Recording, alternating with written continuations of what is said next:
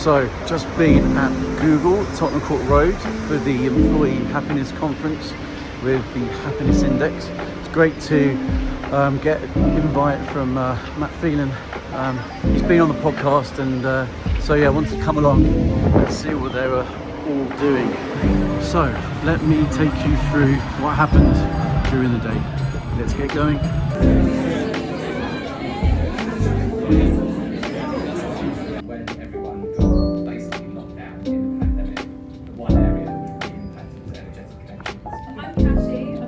Events executive at Happiness Index, so I put together events like this. I put together a lot of our webinars, and quite often Matt likes to throw me in the deep end and get me to do things. You talk about some key truths. Yes. Right?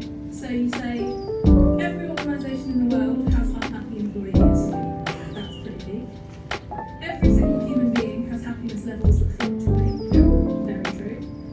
No company will ever have happy employees all the time. Or realistic for human beings to be happy all the time. Or even this or that, and there's just no in between on any subject anymore. There's no people going, oh, well, maybe you've got a good idea, and that kind of happens in the business world. So the book is about how actually it's okay for companies, like companies pay their employees, and it's okay for them to get work out of what they want. But it's also okay for employees to enjoy that and get a lot from their career throughout that. And even the book's been reviewed probably about 25 times. It's mostly good reviews, but there was one negative review where someone was like, well, this book's useless, it doesn't give me advice. But the reason I make a point of that, and this isn't false modesty, everything that is presented in the book is because of the happiness index is employees and customers, right? Now, I'm just sharing the information. It's not false modesty, that's all I'm doing is I'm a storyteller. Every employee that you have is different. Therefore, every team is different, therefore every company is different, therefore every culture is different. So, we've got Wiley here today, like, I love reading books, but you read one book and it's like, that is the way to do it. Then you read this book and it's like, that is the way to do it. And then you're like, book 10, you're like, which way is it? If someone isn't safe at work, they're not going to be able to access all the other parts of their brain that are really important. So I just think, like, Gemma and I always joke about this, it's like, even when someone starts at a company and you say they're on probation, like, I think we may even still do it, but like the word probation comes from like when you're in prison, doesn't it? So in terms of the book, right, we're up to, Tony Matt talk about this later, but we're up to about analysing about 2 million employees regularly, which is about 20 million data points, and we also use lots of external academic research because we want to mix real-time data, academic research, and the experts, because Andrew's sitting in front of me, there's another one. And quantum theory. And they're pretty scary words, right? Much more scary than Halloween. So part of my challenge is obviously how do I enable this in a relatable way? So hopefully we can do that and we can bring some of these concepts alive. But the point that sort of came across in some of Matt's comments is absolutely very appropriate, which is that we are at a crucial time. There's no doubt about that. The rate at which our environment is changing and the way in which we've evolved the external world outside of us, and the pace of that is putting huge pressure on us internally. Why neuroscience? Because basically the real turning point was in the 1990s when we had functional MRI scans coming along. And for the first time we were able to see images of the brain, live brains in action. Up until that point, neuroscience was really confined to anatomy and slicing up brains after people died. More of the connections on the right side went inwards, whereas they tend to run upwards as far as the left side is concerned. Okay, but in essence, what I'm saying is that's broadly relevant, but it doesn't give us enough depth.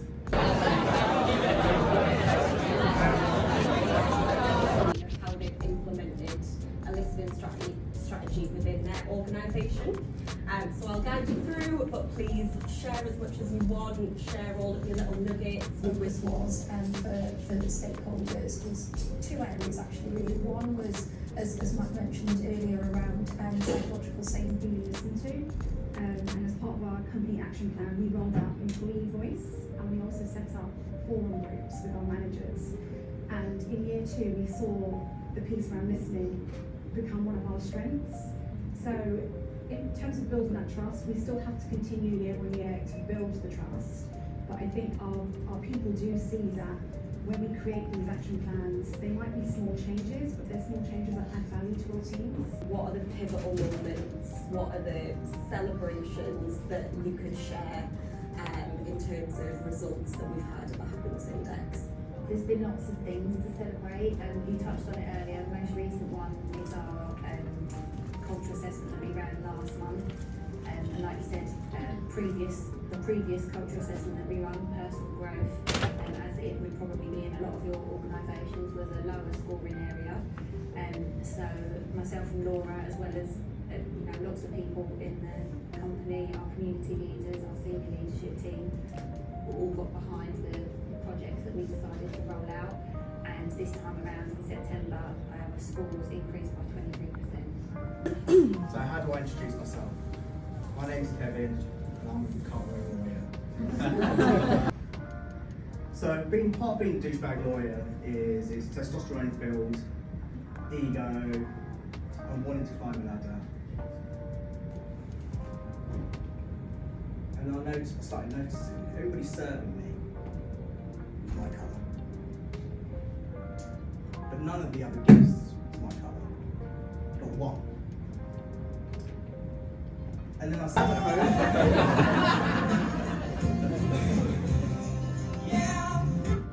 Alright. And I put this quote in here from a black woman founder, which I actually stole from McKinsey also. I did let them know I was stealing that. But it said, I had learned to adapt my language on the phone to appear white. But when it came to being in person, I would pray before walking in the room to make sure I would receive the same reaction as I did on the phone. About most women for most of their lives. That number for dads is even higher. And actually what we see constantly, particularly, not to stereotype, but particularly in men under 40. IQ relate to this particular model. So when we talk about EQ, we're talking a lot around the happiness element of our model, and IQ is around the engagement side. It's really, so our cultural assessment average score, this is taken from, I think last time I looked, probably around 15 million responses to our cultural assessment. Our average score is a 7. Which focuses on performing a specific task in an intelligent manner. We use this in our which Helen will talk about. But it could determine it looking more like a muffin. Thank you everyone and come today. And everyone on YouTube, thank you as well. Cheers. Yeah, so it's great being back at Google, great offices, and it's great to see Matt and the team at the Happiness Index, and particularly obviously to hear about Matt's book, The Happiness Index. I think a big takeaway for me is that happiness isn't really this thing that you don't try and achieve happiness all the time. It's about understanding those nuances in happiness and the peaks and the troughs in happiness. I mean, it's not physically and mentally possible for humans to be like super happy all the time. So really defining what happiness is and employee engagement is through understanding data, is a big part of what Happiness Index as the book and the company is all about. And there's also some sort of great talks about racial and gender equity, also about AI and the impact on companies understanding employee data, employee engagement data a lot more. So yeah, it's loads of great stuff, and it's definitely worth going to. There is going to be some more events happening next year, and they've got an event happening in the first quarter of next year, so definitely check it out. So the link somewhere near this video, and also there's going to be dropping an episode with Matt Phelan talking about his book, so we'll dive into that in more detail. So that's an episode coming out in the next couple of weeks. Good times. Cheers, Matt, and yeah, great stuff, Happiness Index.